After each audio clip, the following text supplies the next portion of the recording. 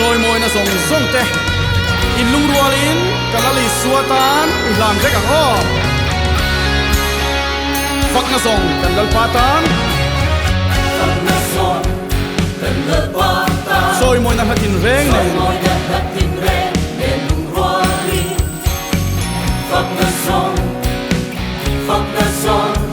kalal patan sai hallelujah ti te ya sai hallelujah kalal patan ro pui hallelujah kalal patan Fakna zong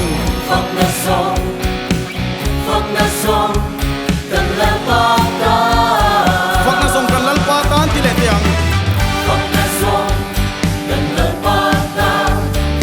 soi moi na hatin reng ne lung rualin Fakna zong Fakna zong kalal patan sai hallelujah kalal patan ro pui hallelujah kalal patan Fakna zong Fakna zong kalal patan kan thang dang tu din ti dang tu kan tan sa len tu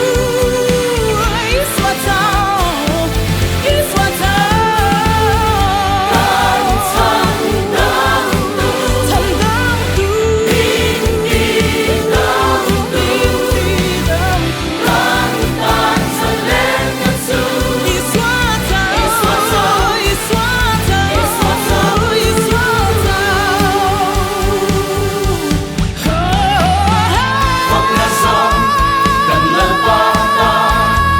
soi moi na hatin reng ne lung rualin Fakna zong kalal patan sai hallelujah sai hallelujah kalal patan ro pui hallelujah kalal patan Fakna Fakna zong Fakna zong kalal patan kan chan dam tu min ti dam tu kan tan sa len na tu is what out kan chan dam tu Turn them to min ti dam tu kan tan sa len na tu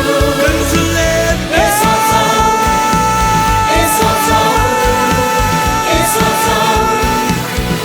what Yo, my brothers and sisters in Lord of Christ, rejoice every moment cause He's alive. Lalpani Fakna thong ngai tha asin dam sanda san se anei anin katan ti lova atan ti zokin min mangai tu ti alali so fakin. Every word of praise to our King, we are chosen, redeemed to live for Him. Sword to the sim tree, Saltang and Zalen tree, poor name pel tree. Of anxiety, depression or panic attack, it can break those curses, change Jesus' name. There's somebody already who got your back. Italena tara ikalhen song song te, lali so na tara mang tu rina du to se. Lang ro le. Fakna zong kalal patan